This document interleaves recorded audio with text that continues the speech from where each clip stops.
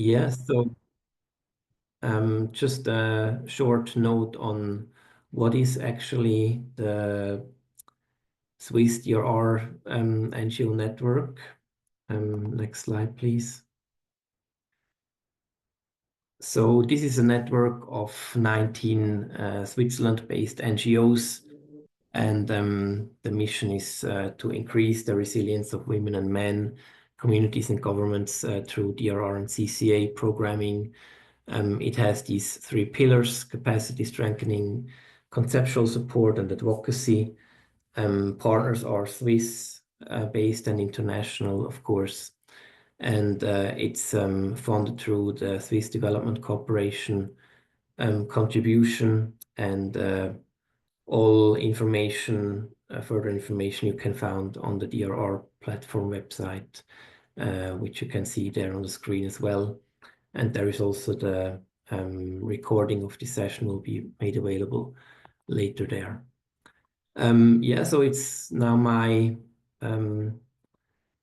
pleasure to give the floor to Claire, who will give us a introduction into the topic. And so the floor is yours, Claire. Thank you very much. So good morning, good afternoon, or good evening, depending on where you're joining from. It's a pleasure to be with you today. So yes, Claire Riley is my name. I am a white woman with dark brown eyes and dark curly hair. And you'll see that I'm also calling from Ireland today, so I am quite warmly wrapped up in some black layers of clothing. So it's my happy job to talk to you about data and data disaggregated by disability in the humanitarian sphere. And this is something that I have been both a part of doing, training enumerators, collecting data, analyzing data, and also talking to other practitioners such as yourselves for a number of years now. Ever since 2016 and the World Humanitarian Summit, there was really more of a push towards disability inclusion. We saw the Humanitarian Charter that a lot of INGOs and NGOs signed up to. And then in 2019, we had the UN Disability Inclusion Strategy. So really every time over the last number of years that I have these conversations, they become easier and easier because it has moved from convincing people that these data are useful or necessary or will be helpful in making their programming more equitable and contributing to more equal outcomes for people with disabilities. It's not so much about convincing people of that anymore. Really now the conversation is about how do we do this well? Here's where we tried to collect the data and some of the successes we had or some of the challenges, and how do we do that better? And so it's wonderful to see that shift. And we'll go back a little bit to basics and sort of talk about what disaggregation is, why we use it, and some tips essentially from the research that I've been a part of over the last couple of years that will make it more likely that your disaggregation by disability will be successful. And for me, the mark of it being successful is that those data become information that contribute to more equal programming. So next slide, please. So the first thing to think about is, well, why do we collect these data? And so first of all, data is a really important part of a rights-based approach to programming. So as humanitarian actors, as development actors, we have an obligation through the CRPD. The CRPD is the Convention on the Rights of Persons with Disabilities. And so Article 11 of the CRPD pertains to situations of risk and humanitarian emergency. And Article 11 relates to data and statistics. And so when the two of those are read together, essentially what it's saying is, in emergencies, whether, or disasters, data can be pretty tricky to collect, but that doesn't mean that we don't have a responsibility to do that, and to have that data to understand the needs and the situation for persons with disabilities. And of course, then the humanitarian principles, aid is delivered impartially and according to need.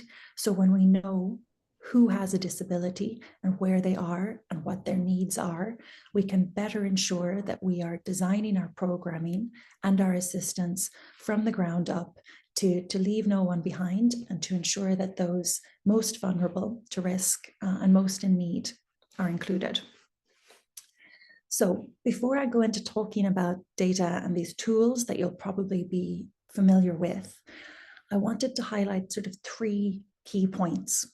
And the first of those that we have here on the screen, there's a picture of a wrench and a screwdriver, 2 tools. And the text reads, "Data are a means to an end, not an end in themselves." So what I mean by that is that sometimes people think that, okay, we want our programming to be more inclusive of people with disability. Okay, we've heard about the Washington Group questions, or we know that collecting disability data are really important. We'll do that. And what ends up happening is that some data gets collected. You get maybe a figure, you know that 8% of people received this early warning information, or 11% of people were people with disabilities and they attended this particular preparatory training.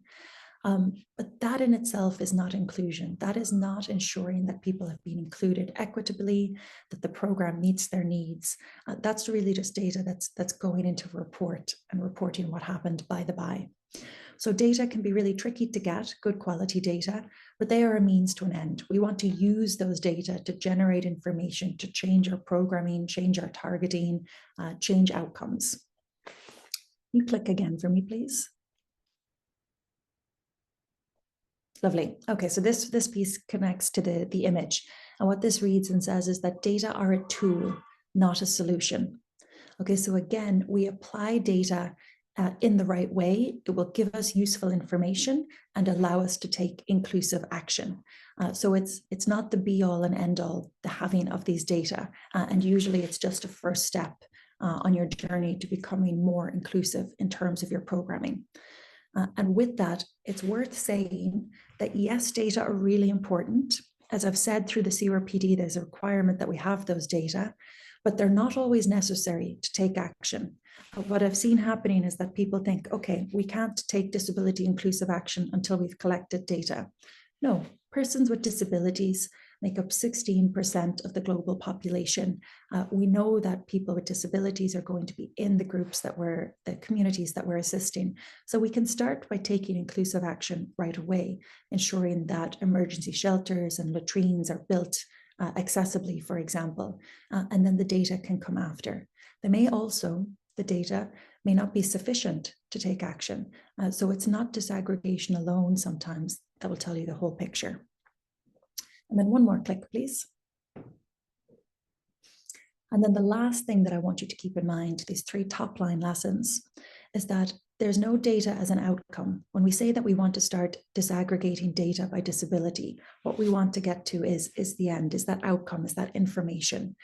But we will not get good information without thinking about that process, without thinking about what's the tool that we're going to use, how will we ask about disability, who's going to be asking it, what survey or tool is that going to go into and be a part of, how are we going to train our enumerators, how can we ensure that people with disabilities have the opportunity to answer and speak to us. So data are a really powerful tool, but they're not the solution. They're part of your journey towards taking inclusive action. Data are really powerful as an outcome, but you have to think through the process to get to that outcome of good disability disaggregated data. And then data are a means to an end. It's not once you have that data in hand and you have your percentages that your job is done. That's really just the start of your journey in terms of making your programming inclusive. So with that said, next slide, please. So what you have in front of you here are the Washington Group questions, which I'm assuming everybody has heard about at this point. But the Washington Group questions are a set of questions. Here, there's 6 questions because it's the short set. And these are used to disaggregate data sets by disability. So the point of disaggregation is to allow us to do a comparison between groups. So for example, we very frequently disaggregate our data by gender so that we can compare the situation for women and the situation for men, for example. So when we have the Washington Group questions included, it also allows us to compare for people with disability and people without disability. then, and we have some Neil colleagues speaking later to their practical experience, I think. But then you can also, depending on your set, get more complicated and look at intersectional factors. So for example, looking at women with disabilities compared to women without. But just to come back to the questions themselves for a moment. So they were designed by the UN Statistical Commission in a process that started about 20 years ago. Extensive testing. So these have been in use for about 10 years. They've been extensively cognitively tested. So ensuring that the wording, when I ask you these questions, that I'm asking you about what I think I'm asking you about, that we have understood them in the same way. And that's really important as we're translating them across languages, but also using them across different cultures. And what you will see at the bottom is that there's 6 questions, and they relate to these common domains of functioning. And the idea is that if you have a lot of difficulty or you're not able to do one of these domains of functioning, you're at a higher risk of exclusion, of participation exclusion. And so you are positively identified by the Washington Group questions for disability. That doesn't mean that it will identify 100% of persons with disabilities, and that's important to keep in mind. No data set is ever perfect, especially in emergencies, and a data set disaggregated by the Washington Group will be no different. But it will capture the vast majority of people with these functional difficulties or impairments. So it asks about vision, about hearing, about mobility, about cognition, about self-care, which will also capture some people with upper limb difficulties, and about communication difficulties. And click for me again, please. And you'll see this line. So our threshold or our cutoff, how do we go from this very complicated 6 questions and 4 response categories to just a yes or no? Was this person identified as having a disability by these questions? It's to do with this threshold that we use. So a person is positively identified by the Washington Group when they answer either a lot of difficulty or cannot do it all to at least one of these questions. And the final thing that I'll draw your attention to with these questions is that nowhere on these questions do we actually see the word disability. And that's really intentional. So the word disability is not mentioned because disability, it's quite a complex concept. And especially if we think about moving that across cultures and across languages. And in most cultures, there are different interpretations and some level of stigma or ableism associated with disability. So we don't have that question in there to remove the bias that comes with the terminology for disability. And instead, we're just asking about these questions. So for example, if I were to ask an older woman and she had problems, significant problems with hearing or seeing, she might interpret that as, well, that's just part of old age. That's not disability. That's just to be expected. But in fact, I want to know that this woman is having these difficulties with hearing or with seeing. So the terminology for disability is not in there. So next question, please, or slide. So disaggregation of data by disability can create really powerful information. And I'm going to talk to you about a brief example here from Syria. And what's really important is that we think about getting these data at the right point in the program cycle. So from needs assessment through program design, from monitoring to outcomes, there are different opportunities for data collection, and not all of them are going to be appropriate for disaggregating your data by disability. And I think sometimes when we start to collect this data, there's this push to let's get as much data as possible. And more is not always better. The right data at the right time that can inform the right actions are much more powerful. So if we look here, this is a map of Syria. These data are a little old, they're from 2020. But the point that I wanted to show is that Syria, I was working in Syria in 2018, and a number of organizations worked together to have that HNO, the Humanitarian Needs Overview, disaggregated by disability. And this was really powerful information to have because, of course, after years of civil war, we expected that the level of disability would be much higher, but we didn't have data to show that. So I moved around, I think, 3 different countries to train different enumerator teams in using the Washington Group questions. And we came back with these percentages across different parts of the country, ranging from about a prevalence of 23 to 29%. And that's in comparison, as I said, to the global average of 16%. And where these data became really powerful was that they were at that needs assessment phase. So decisions could be based upon that. And also because these data were collected year on year, there was a trend that we could follow, because initially people were a little shocked that this number was so high. They were shocked about the implications for funding, for their programming. And so being able to have those data collected the right place at the right time, so that we can say these are really robust, they're collected using this international tool, makes it much easier to then go on and make programmatic decisions off that basis. Then, about a year and a half ago, there was that awful earthquake in Turkey and Syria. And so I returned to Syria to do some work there on rehabilitation, injury management, and disability. And of course, in an acute disaster like that, data collection are very difficult. But we already had these years of data showing that the prevalence of disability was much higher, and that disability inclusion really had to be a strong consideration in the emergency response, because we had these data ready to go. Next slide, please. So these are the 5 criteria. I'll talk you through these only briefly, but to say these 5 criteria came out of 4 years of research with the World Food Programme, the UNWFP, and they were using the Washington Group questions to disaggregate some of their indicators. And in some contexts, it was giving really good data. In some contexts, it was really a disaster. And, it was very difficult to do. The quality of the data were not good. So how we came to developing these criteria is that we didn't want to have another, this is how you collect data using the Washington Group questions. There are great resources and training online for that. Instead, what we wanted to look at was, when should you collect these data and why? And so we came up with these 5 criteria. There's a couple of academic papers that we've published on the process of coming to these evidence-based criteria.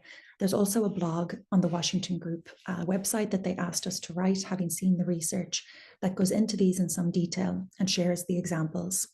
But in brief, they are to have the purpose of the data decided in advance. And I know that sounds silly. That was the criteria we almost didn't have at the start, because why would you collect something without knowing why you're collecting it? But often there's this push to, okay, we have to do disability inclusion. What should we do? Collect data, use the Washington Group questions. But you need to really think about how these data will be used for your programming. Is it to change targeting criteria? Is it to understand who's having difficulties understanding information? I think my colleagues will talk to some of these practical versions. Then the next is feasibility.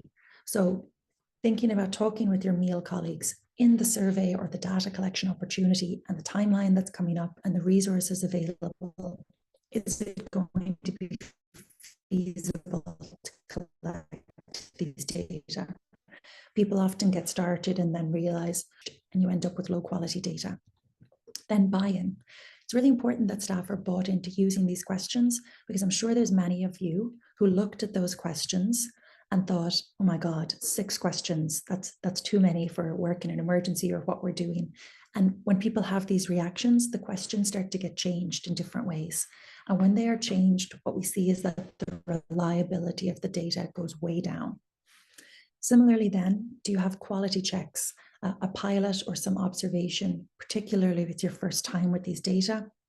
And then lastly, application or use. So do you have a plan in place to analyze these data and to feed them in to your programming? And that might sound so obvious, like purpose, that we don't need to talk about it, but it's really important that you have thought that through and that people are able to kind of tick all of these boxes before you get started. Very last thing that I'll speak to on the next slide, please. On the next slide, please. But I just wanted to highlight qualitative data. I won't go into detail, this is a web, but at the very start, as I said to you, data are a tool, they're not the solution. So You might have heard the phrase in English, when all you have is a hammer, everything looks like a nail. If the only tool that you know for collecting disability-related data is the Washington Group and disaggregation, you might think it's always the thing that you must use. It's always the right thing to use. And that's not necessarily the case. Sometimes qualitative data, you can click through, so all of my images come up on this slide, please. But sometimes qualitative data are what are needed to really fill out the picture of not just who that we often get with quantitative disaggregation, but also what. And the brief example I have here is a survey that I did with WFP. We asked about whether, and this was to staff, whether they thought there might be risks or downsides to engaging with disability inclusion for WFP. And about half of people were either not sure, and half of people thought that yes. Half of people were either not sure or thought that yes, there would be risks. And obviously that's an awful lot of people if you're trying to implement changes to make your organization more disability inclusive. But if you look at the quotes on the left, it was really only through the qualitative data that we were able to say, okay, what are these risks that people are worried about? People were worried that it might be seen as virtue signaling if the policies weren't in place, or that there would be a lack of specific knowledge and they wouldn't do things well. So once we know qualitatively what those risks were, we were able to then adapt the rollout of the disability inclusion plan. So quantitative disaggregation is a really powerful tool, but you do need to think through those 5 criteria to ensure it's the right tool at the right time and place for you. I'll stop there. Thank you very much.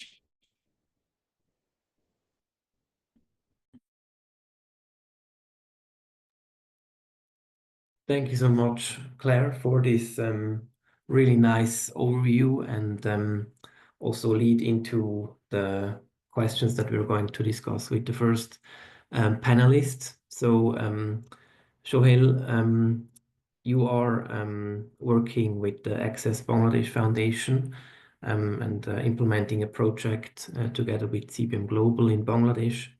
So over to you. I think, can you go to the next slide, please? Thank you. So, so basically the next, we're going to spend the next half an hour a little bit more on pondering on these 3 questions. And so the first is around, what are you actually doing in concrete terms when it comes to disaggregated data? And then also, what are some of the best practices that you have established? And also, what kind of challenges did you encounter that also brought some significant learnings to your organizations? And also, then I would also be interested in hearing a little bit from concrete examples where this whole data disaggregation effort actually gave you additional insight and also enabled you to adjust or design a more equitable program. So yeah, over to you, Shohel, and I think you can also go to the next slide, please. Yeah, thank you so much, Jonathan. Can you hear me? Yep, loud and clear. Yeah, thank you so much. Yeah. Hello, everyone. Good afternoon, good evening, and good morning. Yeah, I'm Mohammad Sohail Rana. I work as a head of program at Access Bangladesh Foundation, and I have the expertise in inclusive livelihood, inclusive disaster risk reduction, and evidence-based advocacy, where I'm currently working for the last 4 years in this part and with Access Bangladesh Foundation. As Jonathan mentioned about my prior experience to one of our project, which we are implementing with the support of CBM Global at the coastal part of Bangladesh in Satkhira, which is the most vulnerable area in the country. I will be highlighting about the disability disaggregated data from our project, what we did and how we did and what are the impacts of that. And also I'll be highlighting our approach, Access Bangladesh Foundation's approach to collect disability disaggregated data. So I will start from a brief about Access Bangladesh Foundation. Access Bangladesh Foundation is an organization working for persons with disabilities it is also an OPD, and our main focus is to work and to empower persons with disabilities. We have been working for the last 17 years in Bangladesh, and we also implement different sort of project for their livelihood, for their employment, for their education, and also DRM is another important part of what we are doing. So in our projects, disability designated data collection is one of the integral part of our project. It gives us the uh, power to design our project and also implement and in different phases accurately. Why do we collect this disability designated data? I would like to highlight the data sources in Bangladesh. Uh, we have Bangladesh Bureau of Statistics who collect uh, persons with disabilities data from. We have two surveys. One happened in 2021, which is National Survey on Persons with Disabilities, and another one is Household Census in 2022. The first one, a National Survey on Persons with Disabilities, shows us that the rate of persons with disabilities is 2.80 percentage. On the other hand, the household census is giving us that the number is only 1.43%. So there is a mismatch between the data, and also the lead ministry for disability in Bangladesh is Ministry of Social Welfare, and under the ministry, Department of Social Services is conducting a disability identification system, and it is a live website where every day the number of persons with disabilities are being enrolled in this system, and we appreciate that the government is doing that with disability identification system, but that rate is also 1.99%. So in a country of in Bangladesh where 170 million people lives, only 2.80% of persons with disabilities are only 2.80% is not the accurate, and the data there are different limitation in this data, as this data lacks their accurate information, their information on their age, their disability severity. This type of information is missing there. So what we are doing in Access Bangladesh, we in our projects, we are giving this a priority to collect disability designated data in our every project, and it is a must for our DRM related projects. Because in our locality in Satkira, when we are implementing the project at the beginning, we didn't get any reliable and accurate data from the local government officials.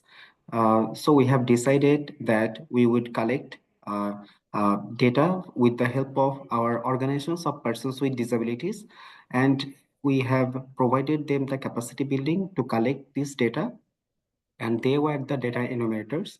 From with the support of them, we have collected in total 5,000 data from our project locations. Among them, 2,700 are persons with disabilities, and the rest of the persons are persons who are at risk, like they are indigenous, marginalized people, pregnant women, elderly, and also tiger widow, who are generally abandoned as their husband died from the attack of tiger, as the Sundarban is nearby the region. So the data we collected is giving us the different insights about their age, their gender, their disability type, their severity, and also different socioeconomic background, their belongings, their knowledge on DRR and climate change, and also their preferences, what kind of climate resilient activities they would like to do. So the whole thing is that to collect disability designated data for more accurate support and more, I must say, the need-based support, which is important for different types of persons with disabilities. So that's how we are working at Access Bangladesh in our different projects. Uh, Yeah. the next part was yeah. Yeah, thank you, Shohei. So I wanted to go a little bit into one of the areas that you mentioned. So you have when you then do these exercises, you do the survey. You mentioned in our preparation meeting that you had some really concrete implementation measures that you took from these insights, and one was around early warning systems. So Yeah. you mentioned that through this data disaggregation, you were able to identify the population or the people among the project participants that were that had a hearing impairment or visual impairment, and you basically then adopted the early warning systems that were already there to people who were basically before not able to get the early warning if a storm comes or a flood or whatever. Can you talk a little bit about that and how that came about? Yeah, yeah. Thank you so much, Jonathan. Yeah. In our project, first of all, we collected that disability disaggregate data, and then we conduct different advocacy with our local government authorities to ensure people with disabilities are being part of those measures. Uh, like you were saying, that early warning system. Uh, from our data, we can see that around 98 people are with hearing disabilities. So what we did during the last disaster, like Cyclone Remal hit, so we provided this information of 98 persons with disabilities to our local government authorities. Like we have ward-based disaster management committee, we have union-based disaster management committee. We provided them their information so that they can provide what kind of what kind of support is they required, and they need to be evacuated to the nearby cyclone shelters. And also we provided this information to our cyclone preparedness program volunteers, who are distinguished volunteers, to provide the rescue and evacuation support. Uh, as you know, the early warning system is not inclusive. We in our country, in our project location, where the only early warning system is miking, and another one is raising the flags. But for persons with hearing disabilities, is not inclusive. So we provided them the information so that they can reach out to them, reach out their families, and provide them appropriate support during the disasters and post disasters as well. Uh, and another thing I would like to mention, that now in our project area, the persons with physical disabilities who uses different types of assistive devices like wheelchair and also tricycle, they are being evacuated first, uh, as because we have their data, and their data is, we now can say that there are 30 people in this area who uses a tricycle, but the roads are not accessible for them. So what we do, we provide the CPP volunteers, those who are designated person, their information and the disaster management committee, so that they can be evacuated first during any kind of cyclone or disaster.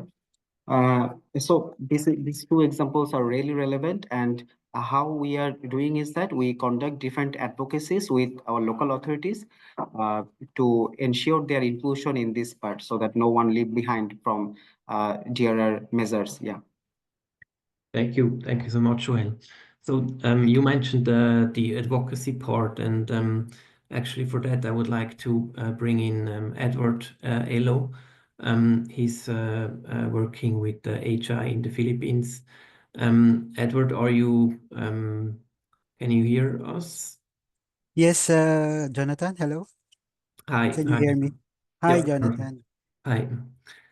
So in the previous conversations that you and I had, you mentioned, basically I wanted to touch upon 2 points, but maybe let's start with the advocacy part. So Okay. you're saying that when we collect the data from a certain population, Mm, one of the most important things is also that people understand why we collect the data, and also making the data then also usable, or that people that are where the data is gathered from can also maybe use that information or this insight mm, about their own community to to use further. Can you explain a little bit on that?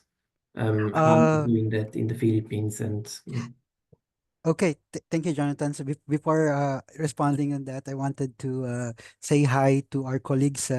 So good morning, good afternoon, and good evening. So I'm Edward. You can call me Ed. So I'm based in the Philippines, but I'm now in Lao PDR, so doing a technical mission. So regarding your question, Jonathan, I think one important on the data desegregation. First is what we do in the Philippines is really translated the Washington group of question in the local vernacular or local dialect, because this is very important. Because if you want to people to respond seemingly and with quality, you need to ask people in their vernacular and their language. Because WGQ is very strict in terms of questioning and nuances. Second thing is, if you collect data to people, to the community, you need to explain them why the data is collecting and what will be the end result for this. Because at the end of the day, people will expect something. And if we do to if we, it sometimes harm, because in the Philippines, and I think in other country, we love to collect data, right? We collect data in poverty, we collect data on we collect data on health demography, we collect data on social welfare, tantamount to the services, and we collect data based on land use. So there are a lot of collect data, and most of the data there, what we are asking to the community, sometimes is not connecting to each other. And I think one of the best practices we do is to work with the local government unit and also work with the community. Easy than said than done, but this is a long process that we need to look at, because this is very important to them. Again, look, what is the question? The question is that is the data is really important for the community and how the data will be processed. And we wanted the community to be leading on this. No, so sometimes we provide programming at the right place at the right time. Sometimes this is not the the the need, the need of the people, and we're talking about inclusivity. We need also to people be part of the data gathering and not the subject of the data. And I think that save a lot of lives in the Philippines. As you know, November, we had 6 cyclone in 1 month. So just recently. And because of this data, it's really save a lot. In the Philippines, we have lots of planning that capture data. First we have the DRR, the Disaster Risk Reduction and Management Plan, that explain the four thematics area: the disaster prevention and mitigation, disaster preparedness, disaster response, and disaster rehabilitation and recovery. That's basically the planning for the government to save more lives. The second thing is the operationalization of the DRR plans. And it simulate how the government and the whole society at large will respond to a disaster in different hazard. So talking about early warning, talking about um, uh, evacuation, we don't call it forced evacuation, we call it assistive evacuation or preemptive evacuation. We finally the recovery part. So I think the data disaggregation is really works a lot. Decide you know to where to target, what is the priority, and we have to talk practically. You know, we are 107 million Filipinos. So I don't know, no. So we have to be practically to prioritize, and data really save lives. That's number one. Mm. And the second one is data should translate into more actionable, and people should also be aware so that they are also part of the change that we want in terms of data disaggregation. Okay, Jonathan, back Yeah. to you. Thank you, Edward. So if I understand it correctly, it's really about visibility, right? And I just wanted to go back to one of the point that Claire made. Why do we do that in the first place? And you mentioned, I just really want to emphasize this point again.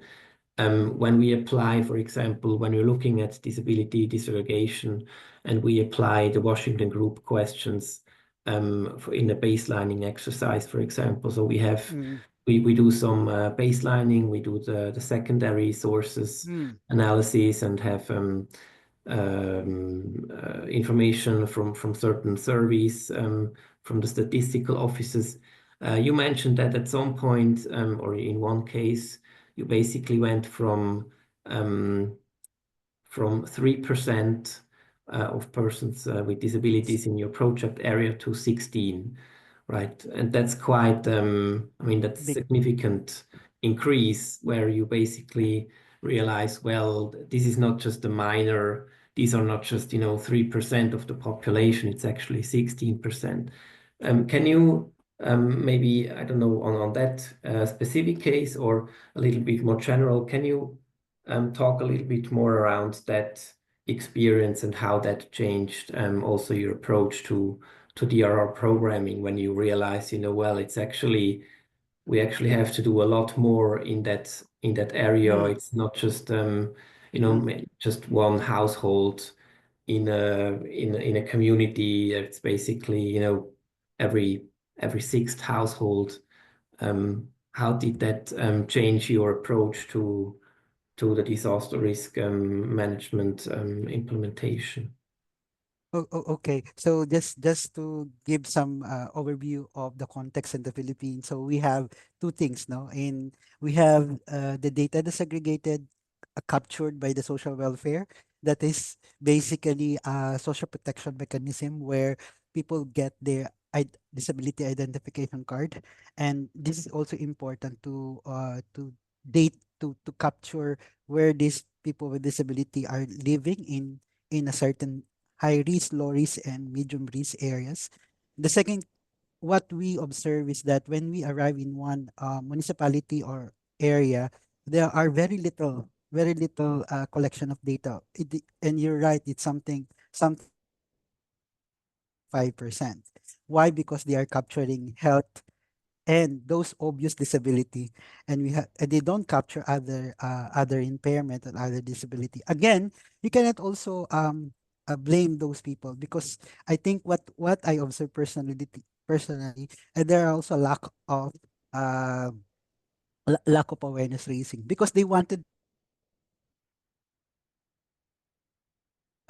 just to comply of their role as community based. And then when we're coming in with the consortium, because ECHA is not only working with one as alone, we work with local partners and international organization, work in the high risk area, and then we introduce the WGQ.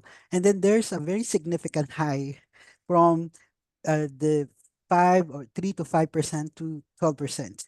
And because we don't ask what Claire is saying, we don't ask impairment or disability, we ask the barriers on that. And we explain that to the enumerators, local enumerators. And I think the appreciation from the local government is now high. They are really convinced that there are unseen disability. And this unseen disability, the 12% or 16%, is really capturing their attention of needs, and it becomes more advocacy actions. And they are now convinced that their DRR plans, their contingency plans, must and should be adjust because of this data.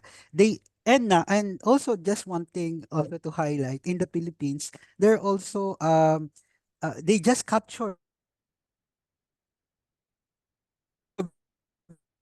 because the notion of older people, because ID, there's senior citizen ID and there's older person ID. So the community, even to the local leaders, so they're not capturing disability with elderly. So there's a significant decrease, because elderly most of the time, and not all the time, It's also having their difficulty, may it be communication, may it be accessibility, and so on and so forth. So this has become more prevalent and become higher. And as part of it, some local government unit, particularly at the village level, you see they add premium. I mean, not budget per se, but in terms of highlighting what to prioritize and where to prioritize and how to bring those people to a more safer place to save more lives. So I think I think my message is really the 12% is, yes, it's increasing, but behind that, I think, Jonathan, the most important is we save more lives, huh? And Yeah. access to services is very important. Now we're just talking about data disaggregation, but for me, the outcome is really saving lives and putting a lot of effort from the government and the civil society. Back to you. Yeah, absolutely, Edward. And I think you just mentioned a point that I would like to discuss a little bit more with Usal as well, which is basically this intersection between age and disability.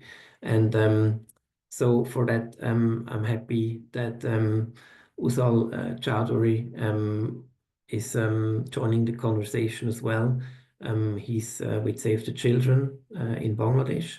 And so maybe my first question to you, after you have introduced yourself, is Edward mentioned the age aspect as well, and so we have talked quite a lot about disability disaggregated data, but I can imagine that Save the Children is also really invested in age disaggregation as well. And so I would be interested to hear a little bit more from you, how you would say Save the Children then work with these with the different disaggregated data and how you identify some of the intersectionalities that would go into increasing the risk of certain people in your project area. So over to you, Uzal. Okay, so thank you very much, Jonathan. So I was just like hearing the very valuable information from the Edward Elo. So linking with the question about the age and like the disability status. So I just want to just say a few points first. So for example, like whenever we are talking about like data, whenever we are talking about or when we are collecting data, so there are like lots of information at our hands. So then we are focusing on those data and like analyzing and like see visualizing different types of outcome variable. So how like these outcome variables is changing in terms of different socio-demographic variable. So in my perspective, like if we are talking about like disaggregation of the data, so then we need that factor. So what are the factors that we need to be disaggregated? For example, so one of the key variable is like age, gender, disability status, socioeconomic status, and like the area type, is it rural area or it is urban area? So based on different socio-demographic variable, based on different factors, so the different outcome variable is varying significantly. So here I mean to say like outcome variable is kind of a question that is like describing the situation of that particular disaster prone area. For example, like if you're talking about like the diarrheal prevalence in a particular after the shock of any disaster area, so there is always like prevalence of diarrheal disease, skin disease is like is higher, and like and also like the menstruational things and like knowledge, attitude, and practice are having different kinds of gaps, and it is varying from different age group and also in terms of gender and in terms of rural and urban and also types of disaster. So whenever we are talking about like age, so it is very important, like maybe like age with like below 18 years and like over 18 to 24 years or like 25 to 30 years. So basically what Save the Children is like doing in terms of data collection. So whenever you're collecting is, so you're not categorizing or we're not fixing that particular variable. So you're open to collect all the age information. So we can categorize as per our needs, being an analyst. So this is the thing that we are covering, like to categorize them in different situations. And also, like whenever the needs is come, so like based on, if I'm talking about like the importance of disaggregation, so it helps us to identify the vulnerabilities. So in terms of like disability status, in terms of like women or like young adolescent or other adolescent, and like gender based approach or like disability status or rural urban categories, and like and other important variables. So one important thing that I must say, so it helps us like whenever we have the disaggregated of data, so then that it helps us like to identify the vulnerabilities, to ensure inclusive planning, so we can plan accordingly and like allocate resource accordingly. So these are the very important things that we are covering at the time of like data collection. So yes, so this is the first question, like for the disaggregation part, and like there is another very important variable we called like the representativeness. So I just mentioned in my slide. So representation is very important because whenever you have like a sample of 300 people, so you are disaggregating data. So in terms of different socio-demographic variable, but like is it sufficient in terms of like, as you know, like in I'm working at Save the Children, so being a background from statistics department, so I was always worried about like the sufficient or like the necessary information.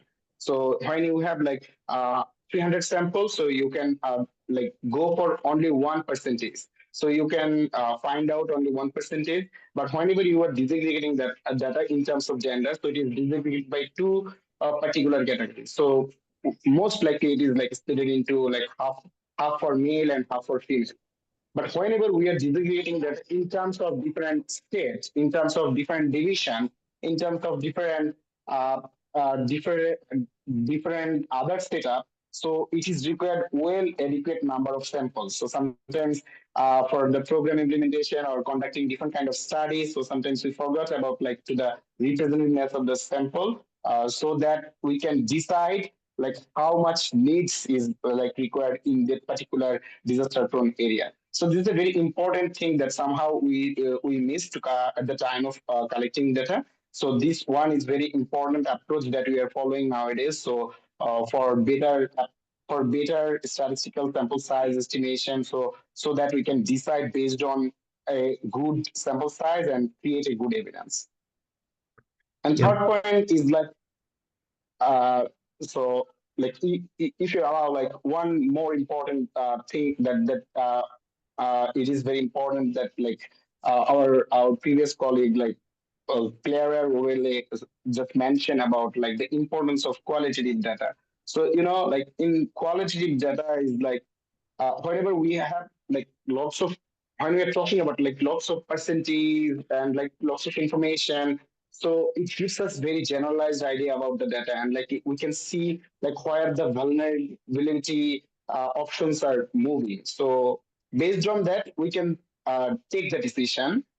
But like beyond, there are like lots of things. So whenever we're talking about like disaster, climate change, and like risk reduction process, so it is always better to utilize some qualitative information. So it can be focus group discussion, and it can be like key informant interview. So like in focus group discussion, so whenever we're talking about like focus group discussion, we are talking about like FGD with the male members, female members, or the other members. So we forgot to capture the very important area of children. So to collect information from the children is very difficult and it is very tricky. So if the children is like following one approach, like either it is disaster or climate, so we are currently utilizing and practicing a child-friendly tools. So that children can also participate. So in addition with the focus group discussion from the male part or female part.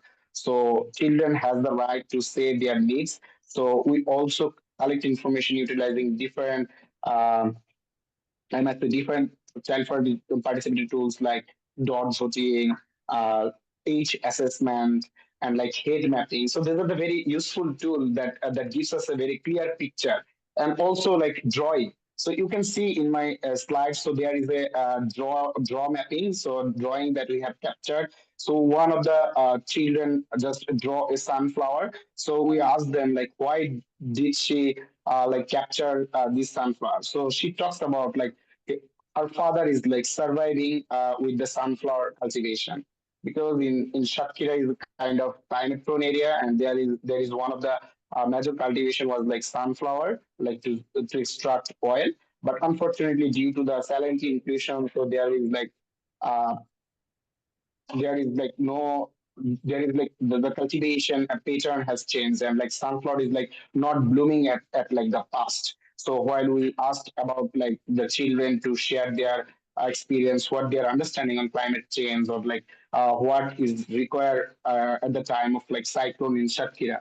So one example I just would like to bring it here. So like when cyclone occurred in like different parts of Bangladesh, so there is like alligators coming into the pond, and like so people and children are very afraid to take their bath, and like also visit in like remote areas. So and also going to school. So this is a very challenging thing that like can be captured through utilizing a very uh, useful tool of quality tools. So not only stick to the quantity part and like always think about like disaggregation of the data, but also we need to think about like quality approach where children can also participate. Jonathan. Yeah, thank you, Uzal. And I'm glad you mentioned the qualitative part of data gathering and analysis. And I wanted to ask you on that a little bit more.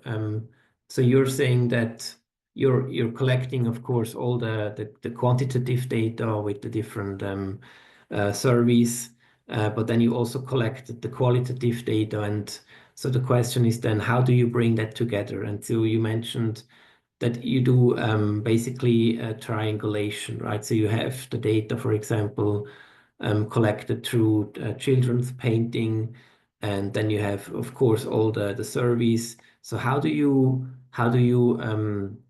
bring that together exactly? What is Save the Children's approach then to triangulate the data, the information that you gather from children with the data through survey, and how do you then also use that to towards the local authorities or also national authorities?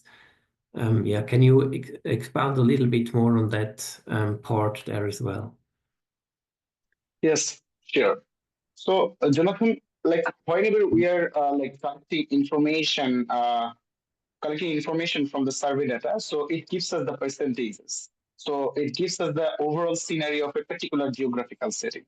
So like we have that particular idea. So this is the vulnerable situation. So female are most likely more vulnerable. So then there is a question why they are vulnerable. So in quantity part, so we didn't like generalize such things. So why these people are vulnerable, and like how this can be improved. So this thing can come up. This thing can play a vital role from the quality part. So like when we talk about like the different diversified groups, for example.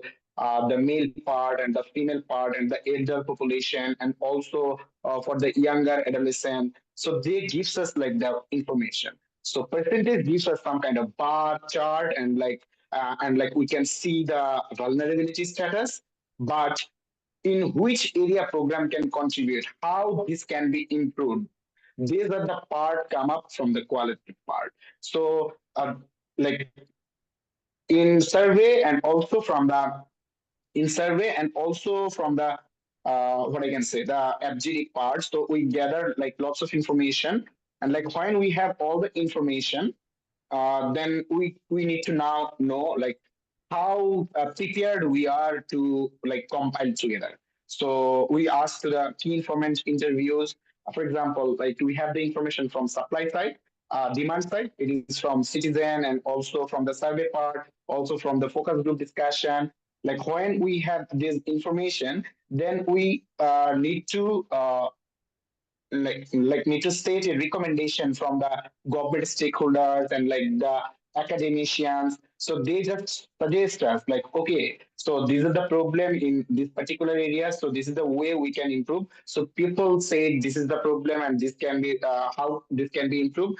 But government stakeholders and also the academicians and the researchers and also some other ingos share their experiences, so what can better be approached. So these are the things. So we I usually see three points here to make a better triangulation. One is like the percentage and like different types of disaggregation, and then why this is the problem and how this can be improved, and what is the recommendation. And the recommendation part will come from the key informant interview or key informant stakeholders. So these are the triangulation Save the Children is following to develop their research report in the baseline. Yeah, thank you. Thank you so much, Usal. So I think at this point, we'll have around 10 minutes left. I just wanted to open the floor for questions to all the panelists that we have. I think as far as I see, there was no question in the Q&A box, but Catherine or Sabrina, please correct me if I'm wrong. So I would just open the floor for any question. You can also just put it in the chat box or just open your microphone if you have a question specific to one of the panelists. If that's not the case, I would take up one of the points that Usal mentioned in the end, which is how do we then use that data that we collect for advocacy and also on the governmental or the official level. So I think all the three panelists mentioned that the data that you're gathering is also useful for other purposes. So in some cases, you would share that with the local authorities and they would use it to provide benefits for people with disabilities. Or you would also, I think, Shohel, you mentioned that you would also use that data for resilient livelihood measures, for example.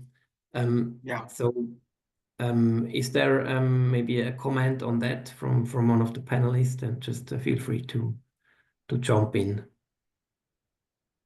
Yeah, I can share a bit.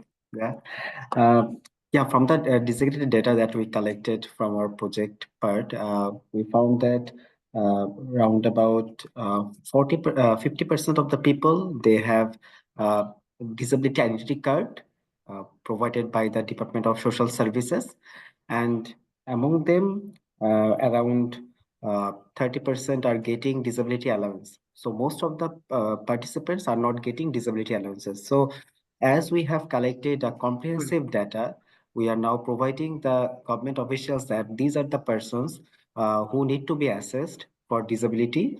And if they are being assessed and as Department of Social Service are the main authority to assess persons with disabilities in Bangladesh, so they can provide the disability card, and after that they can provide the disability allowance. So this is another part that we are working. We are providing the data to our government officials and letting them know that these are the persons who need appropriate support. And what you were mentioning that our project is focusing on climate resilient livelihood.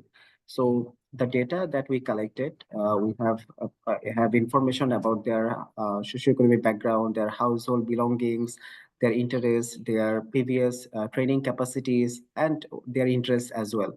And we also have their current income status.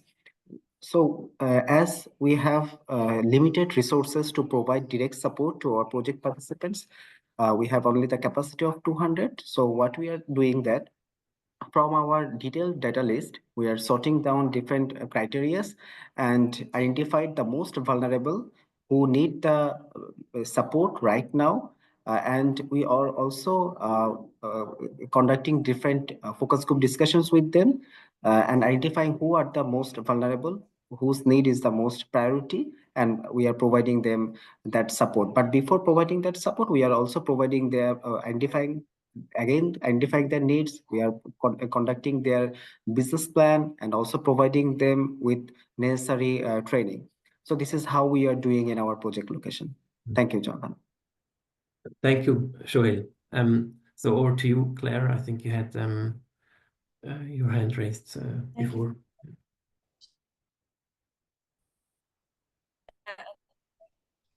My fellow presenters, really interesting to hear about how those data are being used, and really nice to hear that it's being augmented with focus group discussions of data are being used when they're being shared with government partners. We're using the Washington Group questions, that we remain aware of the fact that it won't have identified 100% of people with disabilities. So if it can expand coverage, that is fantastic. But we need to make sure then that we're very clear with government partners that, just because somebody has not been identified by this tool doesn't mean that they may not be in need of service. It's not as an in-depth assisted assessment, for example.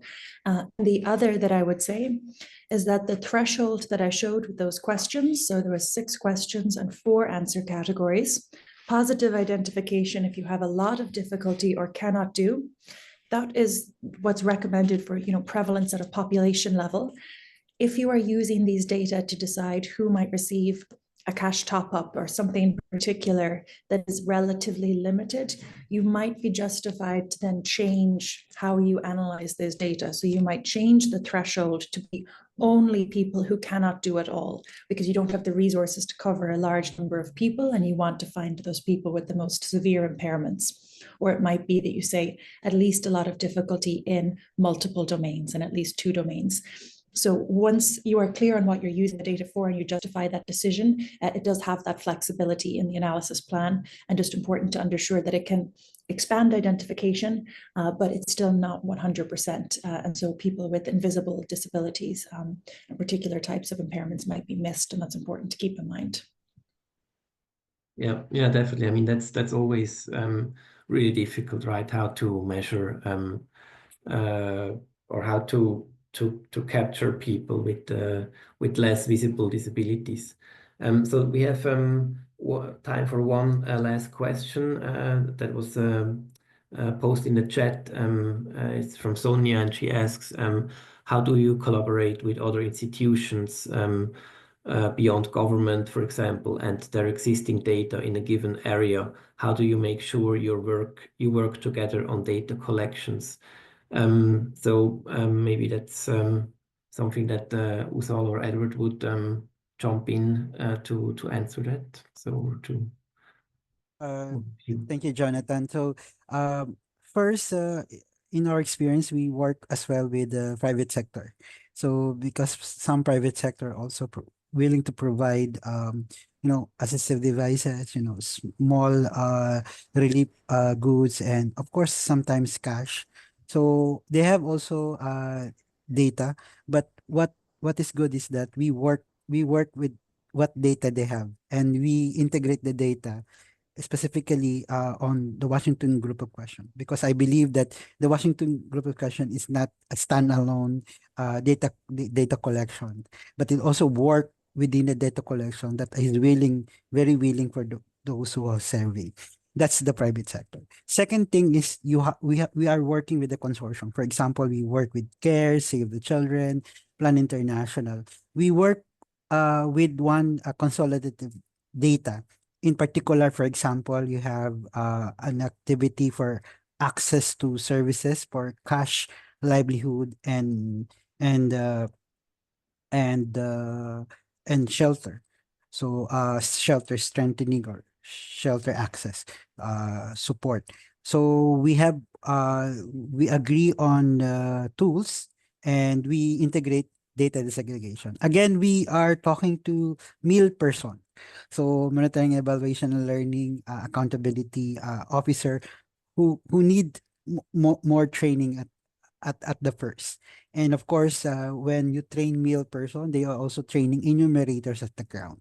So this is a this is the other approach. And we for double GQ we implemented 10 years now. So we collected a lot of challenges as well. We lessons learned. So we collect that and we try to improve in different areas. But then again, we need to consolidate all the tools and work within that tools. Yeah, Thank you. thank you. Thanks, Edward. And we had around 50 people participating in this webinar, and I hope that a lot of them were meal persons to really, get our point across. Usal, do you want to add on what Edward mentioned on that question on collaboration across our, across NGOs and governments and private sector? I think it's an important point as well. Okay, so I think I have like two response for this. So government is the like for any country, government for all the government body have their statistical bureau and like they collected information periodically. So either it is census or periodical different kinds of household survey. So they are collecting and like there is no obligation what they actually collecting and like we should not like sometimes they are claiming so the accuracy of the data or something beyond, but they are actually covering the entire country's scenario at a glance. Either it is climate, either it is disaster, either anything. So the disaggregation part is like it is like limited to the researcher. So the researcher how they are just utilizing. But whenever we're talking about like the data collection beyond government, so then there are like different NGO is working. So like Save the Children is working, like there is other organization, humanitarian inclusion is working for disability and like their identification, severity and other things. But whenever like we are working in like in a same project, for example, for disability inclusion, like if we funded a project, like Save the Children got fund for any kind of project for disability inclusion, then we can think about like utilizing the resource of Handicap International or humanitarian inclusion. So HI we can talk about like we can utilize the resources, or if there is any kind of database, do they have like for that particular area. And also it is very important like the coverage area. So like in Save the Children in Bangladesh is like working in like almost 17 districts. So the district is a geographical unit in Bangladesh. So but HI is like working in other districts. So it is have to have like a linkages for better terms. But it is definitely very important opportunity to collaborate with the other organization. If this is possible, this could have been a better thing. But one limitation in working in NGO and INGO, so we have to like complete this report but within like 1 month, or within we need to complete this part by like 3 months. So if there is like time is flexible, not only for the collaborative organization, also like the other part. So then we can make a strong collaboration and to create a better database, because like sometimes one organization have the expertise in disability and like other organization have health. So linkage with the health, disability and other important factor is very important to make a better strengthened resilience. So data disaggregation is important. Organizational linking and collaboration is important to make a very good evidence for any country to reduce disaster risk. Thank you very much. Thank you, everyone. Thank you so much, Usal. And thank you to all the panelists, Claire, Shohel, Edward, Usal. I think it was a really engaging webinar. And so this is actually not the end of the conversation. There is, for next year, there is a workshop planned where we'll have the opportunity to have an even more in-depth conversation. And so you will definitely hear on that opportunity. So the webinar, the slides and the recording will be made available through the drrplatform.org website. And yeah, I can only say thank you to all. Thank you for participating. We had around 50 people tuning in, and yeah, so we'll definitely you will definitely hear again from us when it comes to the workshop taking place sometime next year. So thank you all, and have a good day and evening and night. Yeah. Thank you all. Thank you. Bye, everyone. Thank you all. Bye. Bye. Thank you. Thank you all. Bye.